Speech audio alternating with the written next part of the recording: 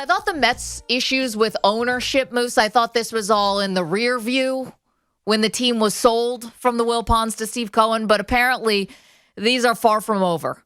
Now, it might not be the same issues as what we all had with the Wilpons, but obviously there are issues.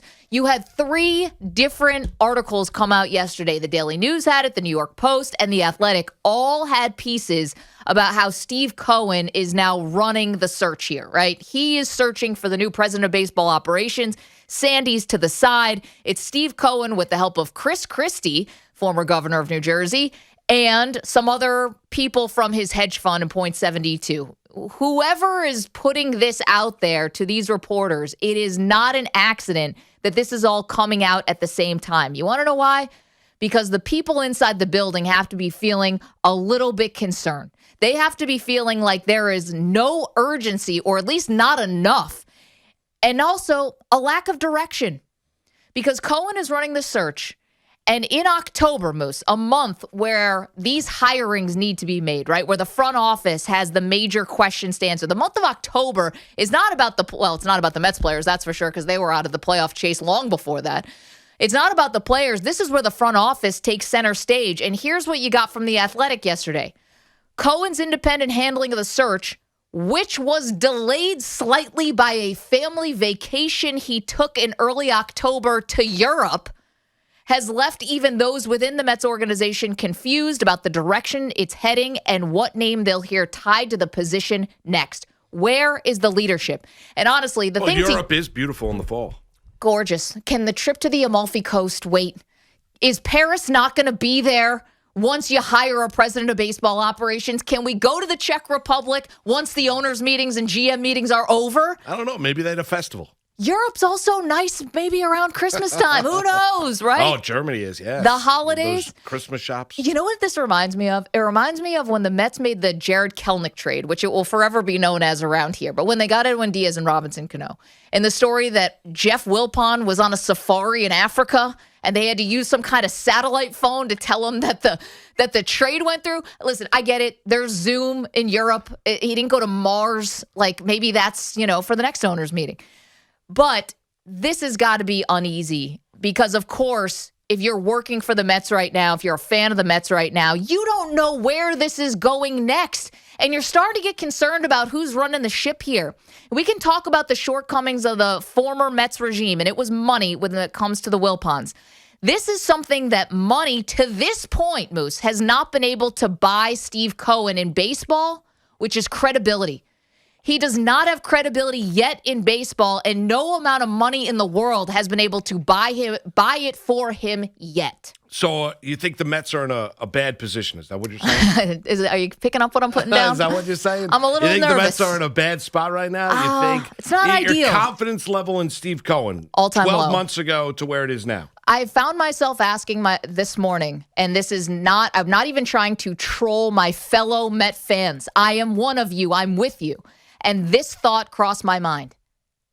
Would the Mets be having this same issue if A-Rod owned the team? That is not a thought that can come through a Mets fan's brain right now, Moose. That cannot be a thought. You can't be thinking, well, maybe A-Rod would be the president of baseball operations, maybe bring someone else in.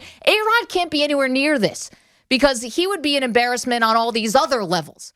But would they be having the same issue? I don't know if I can say that. Like, that's a place where Steve Cohen cannot be. He cannot be in the would A-Rod would have been better conversation. Because right now, looks like a rudderless ship. Well, it does. You're not wrong about that. But do you still think, because we talked about it a couple weeks back, what has changed in terms of the line of patience for you as a Met fan? You're a huge Met fan, love the team, frustrated right now. What has changed? Because a week and a half ago, you and I had the conversation. It was a case of, well, I'm going to wait to see exactly what happens when the hiring is made. What has changed? Okay, so first of all, I was giving the Mets Time is still there. A generous read that they had an ace up the sleeve, that Cohen actually had someone in the works, and they just had to wait until whatever team this person may work Dodgers. for. Right, I thought it was the Dodgers. Would have been eliminated for them to announce it. Well, Dodgers got eliminated. Turns out this guy Gomes doesn't want the job, doesn't want to leave the Dodgers. So I guess I have to throw that theory out the window. What's changed for me is two things. The continued, denial and a thanks but no thanks from the up-and-coming candidates around baseball. You want to tell me Theo Epstein says no thanks, Billy Beane, David Stearns, these guys have cachet and credibility. They may have bigger goals in mind, other goals. I can believe that. Why are the up-and-coming guys not wanting to take on this challenge? So that's kind of interesting to me, why they're having trouble filling this role, A. And B, again, Cohen running the search with the help of Chris Christie and others from Point 72. I mean, if that is indeed true, like Cohen himself said, I'm not the baseball guy. I'm going to leave that to the experts. When did Chris Christie become the baseball guy? When did the hedge fund guys at Point 72 become the baseball guys? Like, listen, you want to get it's obviously someone's getting it out there that Sandy is not a part of this. And to that, I would say... They're Mets fans? I would say good. Because we wanted Sandy to really take a step back and thought his shadow that he's casting could be so large and so long that somebody might not want to come in because they don't feel like they have autonomy if Sandy Alderson is there. I thought Sandy would be a bigger part of the search, though.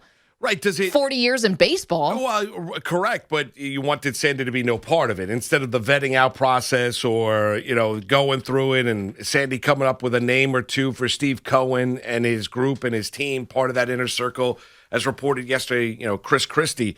Do you believe everything that's coming out, though? Like, as a Met fan, do you look at it and say, well, I'm not doubting the job that Disha does or anybody else, right? But it is a leaky ship once again. So there is frustration. Mm-hmm. Why within the Mets organization would anyone want to paint the new owner in a bad light? Because obviously people are feeling, A, nervous because you got deadlines, decisions that need to be made about the roster, meetings that are coming up, these sort of mileposts that are going to be hit here. And you could say, well, the CBAs, they're not going to have a new one. This is all going to get delayed. Sure, that's true for maybe free agency and things like that. But there's other big decisions that the team has to make. So I think this is twofold. Internally, I think that people are feeling a little bit nervous and that these big roles are empty. And it doesn't seem that they have any idea where, again, the next name is coming from, they're going to be linked to. So it feels like there's a lack of leadership and direction and plan, which is fair. And then I think the other side is there is also seems like an effort to say that Sandy's not the problem. Sandy's not a part of this. He's not the problem. He's not what's holding this up in terms of the finding candidates. So I think there's two things there. Right, but why okay, so then I would have a concern then that the side and all these stories are coming from the Alderson perspective than anything else. So Sandy at this stage of his career is trying to save some face? I'm not saying that Sandy is the source on these stories. No, but it would imagine it's painting Sandy in a significantly... As not being part of the problem here. In a significantly better light than Steve Cohen is. Cohen owns the team. Alderson's got 1 year left on his deal. Does it kind of strike you funny about where it's coming from conceivably? Because it might not be Alderson, but it's clearly somebody that is a pro-Sandy individual. Or someone who's just alarmed. Or it could be. Right? I mean, maybe, but I would probably venture a guess it would probably be, does it bother you that it's coming from that side? Like what gains, if you work for the Mets, how do you gain from painting the owner in a negative light? Well, unless you feel like your job would be on the line. Well, okay, there could be a little CYA, but I would also say this, like, whatever perspective it could be coming from, is it untrue? I haven't seen any denials here that Chris Christie is a big influence in this search, or Chris Christie's son, who's working for the Mets, is a big influence. Like, no one's come out from the Cohen side to be like, false, untrue, this is crap. The baseball people are the ones who are, right now we do not have that denial. So no matter what side it's coming from, we have the reports that the Mets are getting denied, either denied permission or people are taking themselves out of the hunt for this job. And we're getting that Chris Christie is part of the search in a big way. No one from Cohen's side's denying it. So it's Wilpon-esque. If it's true, it's true. So right now, you as a Met fan, you're saying it's Wilpon-esque. It's just, it's problems with ownership. Not the same as the Wilpons, but again, here we are. Similar stench. Nah, different stench. Something smells, not a same smell. Want to hear from you, 877-337-6666. Staten Island we go. It's Ricky. What's going on, Ricky? Hey, guys. How's everything going? Hey, Ricky. Good, Ricky. Listen, I believe that these younger guys don't want the job because they've been on social media in the last 10, 20 years, and everybody's checking their backgrounds and why would they want to work for the richest guy in baseball and the New York team?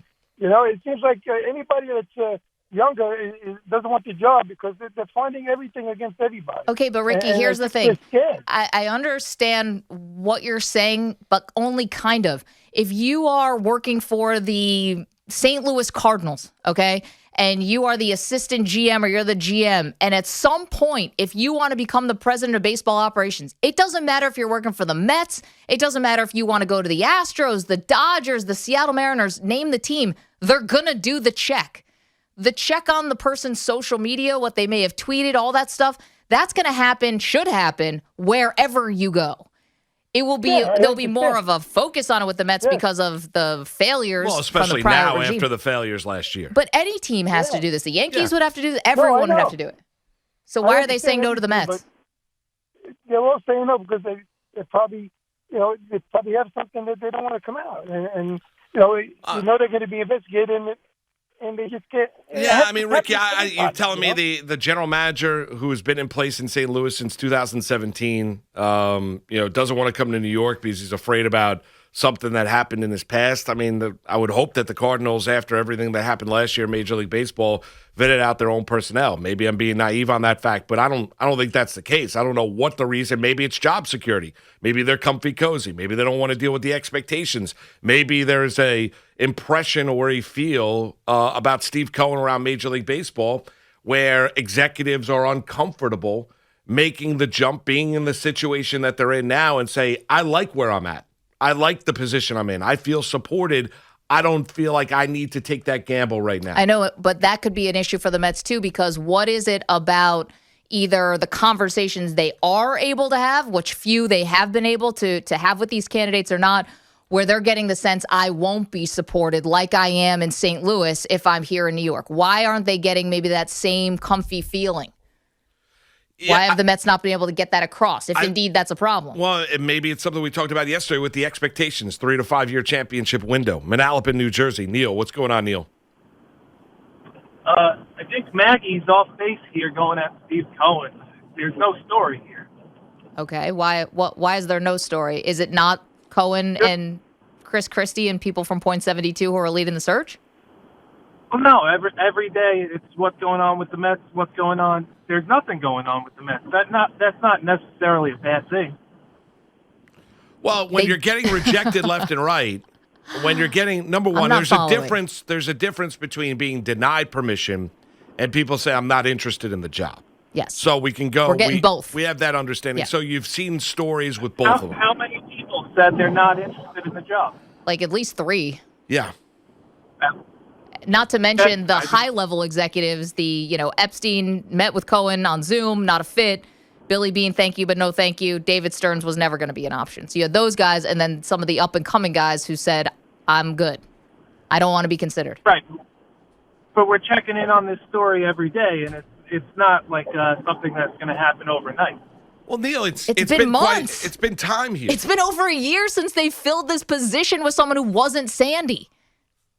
Yeah, how much you've had? How much longer do you want to wait? You've had plenty of time to figure things out here if you're the Mets. You've had plenty of time to come up with a list that works. You've had plenty of time to work through it. You knew Sandy didn't want any part of run the baseball side of things for the better part of a year. He's back, kind of maybe all the nerves of other owners around Major League Baseball settle them down. That was why he was part of the package when Steve Cohen won the bidding process and beat out J-Lo and Alex Rodriguez and others to own this team. So you've had plenty of time to figure out, get your ducks in a row, and still here we sit. Halloween is Sunday, 1st of November is Monday, and the Mets are going to start to make some organizational decisions, as they already have, without a president of baseball operations in place, without a GM, and without a manager. That's problematic. I mean, but according to this guy, especially when you look at Chris Christie. I mean, I like Chris. I mean, I met him, know him a little bit. I mean, a very, very nice guy. Went on a date with his au pair a number of years ago. How was that? Great, wonderful.